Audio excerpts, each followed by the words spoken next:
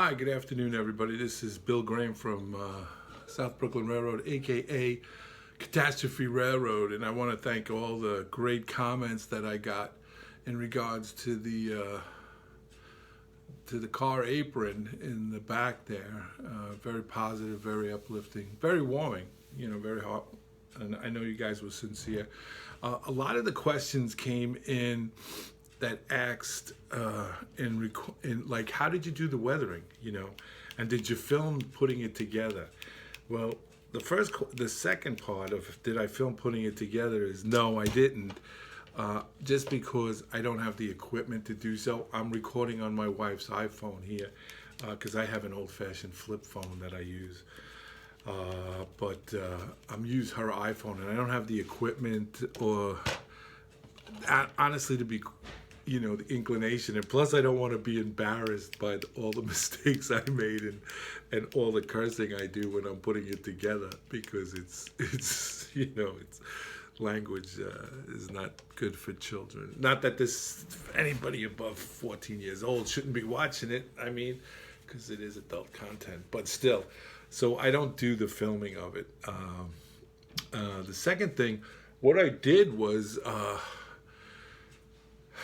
I don't have a tried and true method of weathering. I learned from those that are much, much better than me, such as Ralph Renzetti, aka the Mudfather, Miles Hale, others in Joe Genta, himself, who does weathering. I don't myself have any kind of weathering technique. My railroad, the South Brooklyn Railroad, is based on the 1980-83 New York City Bush Terminal, when everything was in disrepair, everything. And it was old, it was held together by duct tape, and it just moved. If it moved, it was good enough. That's it. So it's kind of decrepit, it's kind of old, and it's beat up for sure. No revitalization, no urban renewal in 1983. So as in regards to the car float and anything, I wanted it to look old. It's down by the harbor, it's down by the bay, by the water, so it's going to get beat up, it's going to get neglected. But a lot of people asked how I got the rust on the roof, and what I did was I used this product called Sophisticated Finishes. It's a two-parter.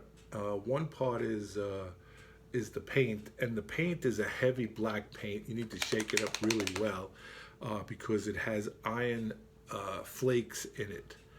So what you do is I applied it on the roof, I let it dry thoroughly, and then you put the chemical wash over it, and you just sit back and let it do its number. It does what it does. On 24 hours it comes back like totally rusted. I think I have something here that I rusted. Oh, I don't. I thought I did. But yeah, I used it on my bridge, and you have to be sparing with it, because if you put too much on and you put the chemical on, you really get that really deep rust effect. It depends. So you got to play with it, like everything else. The other things I used on the decking of the boat was the Vallejo oil stain streaking grime. That's what I used, the streaking grime. I stirred it up and then just brushed it on. And then for the oil spots, I use the oil stain Vallejo that you can get on Amazon or any hobby shop. And I also have this petroleum spill stuff. I don't use this too much, but occasionally I do. And stuff like that. And I recently, from Ralph Renzetti, Ralph recently turned me on to the Tamiya paints, colors, flat black, linoleum deck, which came out really. You can brush these on, or you can spray these on. And what's this one? NATO black. Really good stuff. So I use mostly them, and and I use this too. It's called Rusticarts from Model Tech. Rusticar. You just paint it on, and it you know, again, you can't be liberal with this, because it really, it's pronounced, you know, it jumps out at you. So I use this. It's from modeltechstudios.com. It's a Rusticar. You rust your rolling stock, shake bottle, and you just brush from the top down. So that's basically what I use. I don't, like I said, I've been accused of over weathering. I make them too dingy, too dark, too, you know, but again, it's your preference, you know. I wish that I had a tutorial to do that I did on this, but again, it's not something, you know, it's anything that you know, you've watched the YouTube videos.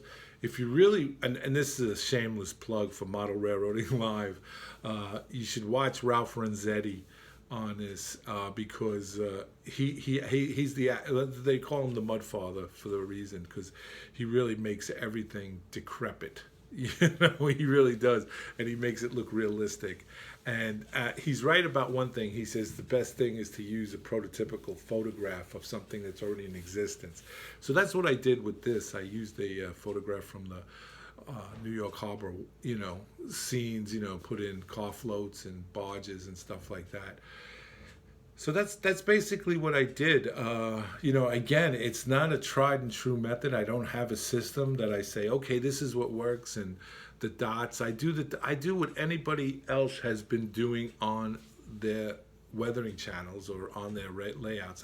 I steal a lot of stuff from a lot of people, and I just incorporate it in for myself. And what works, works. What doesn't, I don't use it. It's like model railroading is like a buffet table, right? We go to the table, we can't eat everything, right? But we can take some food that we like, and we go back and we eat. And if we want to go back for more, we go back for more. So that's basically where I'm at right now. I'm in the process of building the barge for the scene, for the barge scene that's going to go behind me.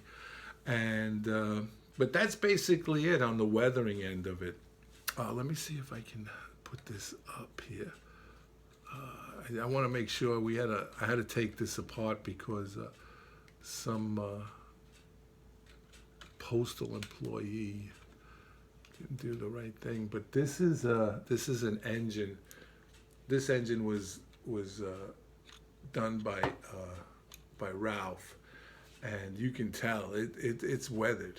You know, again, I don't prescribe to one. I don't have a system. Your system works as good as mine. Your system works as good as mine. So I will tell you that and the other thing I got was this panel line accent color, and some of you guys know this already, but it's this little brush with this black ink in it, and you just dab it on, and it runs in. And I did that on the floorboards of the deck of the apron, and I'm telling you, it really made it pop. After I put I painted the linoleum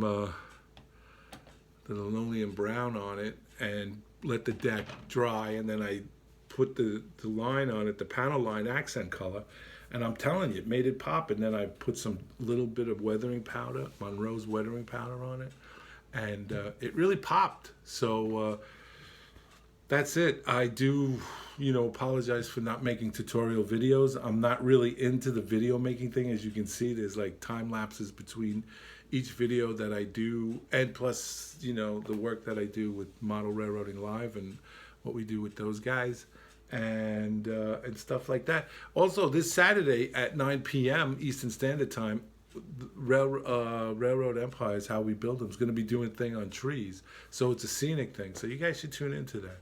I know it's another shameless plug. What can I tell you? Nice guys, though. You should do it. You should check them out. Anyway, that's all I got. This is my first face-on video. Again,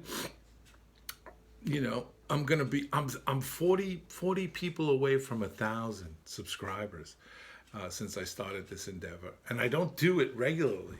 I don't do it. I don't do it like Ron Marsh and Vinny and Sparky and those guys and Heath. I don't do a regular thing.